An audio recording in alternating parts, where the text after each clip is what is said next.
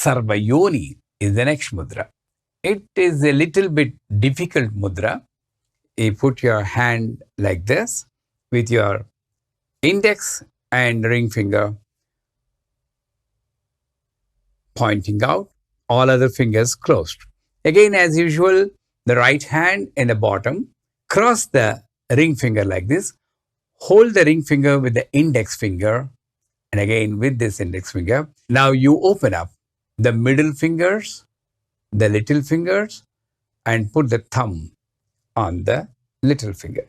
This is called Sarvayoni Mudra. Can I see you in every kshetra that receives the bija? The giver is you. The receiver is also you. Kim bhoktavyam, kim abhoktavyam, kim pathaniyam, kim apathaniyam. The one who reads is you. The one who listens is you. What happens when I'm listening? The ear receives the sound. The sound is the bija. The ear is the kshetra. Because of the union between the Shiva and Shakti, the product of analytical knowledge happens. I can analyze. This is the sound of the bell. This is the sound of the cry of a baby. So, I'm going deeper into every aspect of the world to see you. Can I experience you in every kshetra? Once again, Aim is the bijakshara for this mudra. And incidentally, Aim is the bijakshara for Saraswati, the goddess of knowledge, right? You all know. Saraswati, Sarasavati, Rasa means Ananda, joy. Rasovai Saha. So, if you go further deep into that Aim bijakshara,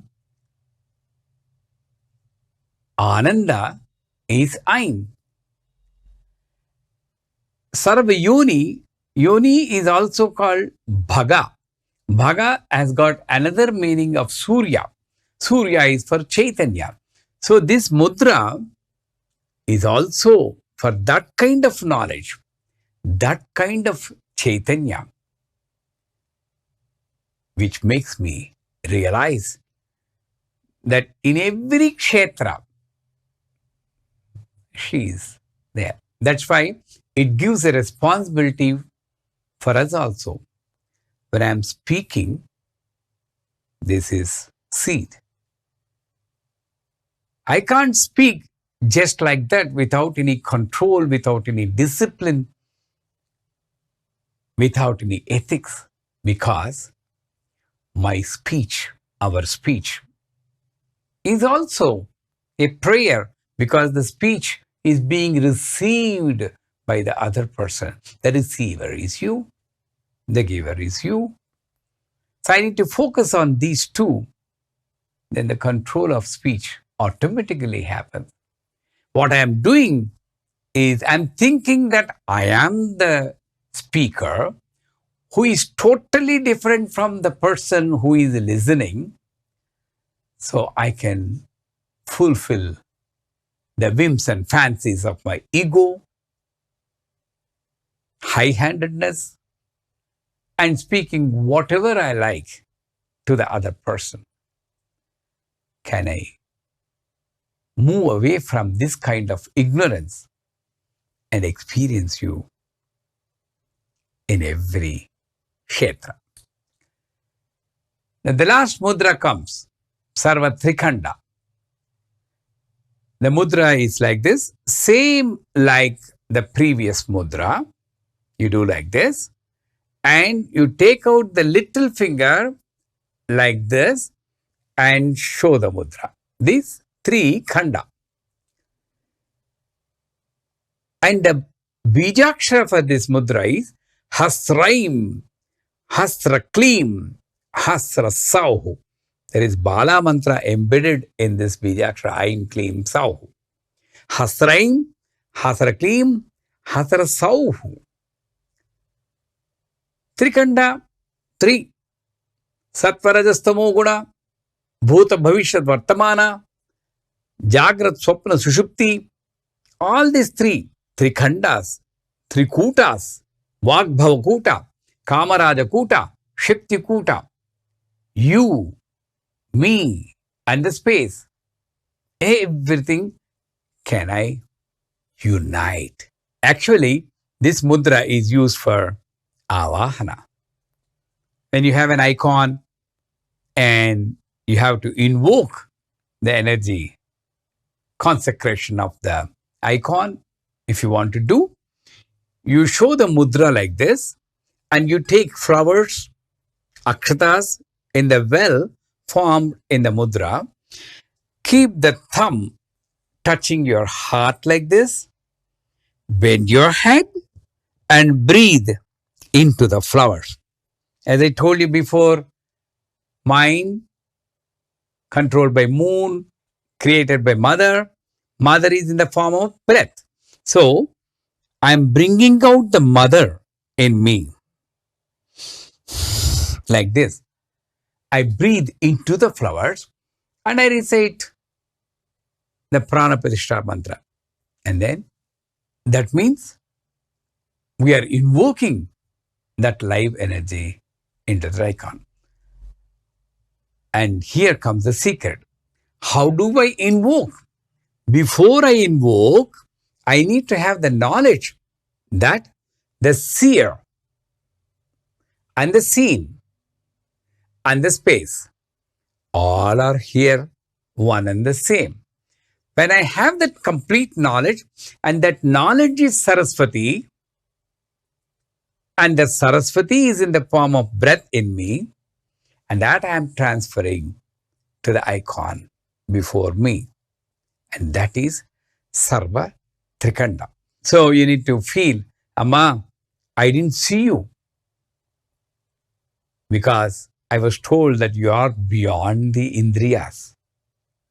Let me experience you by unifying these three. It's called Samadhi. By the unification, the transfer of energy is happening. And now, we are coming to the end of this avarana. Trailokya Mohana Chakra Swamini. Trikhanda, Trailokya Mohana. Three lokas are there. She created the three lokas. And she is in the three lokas.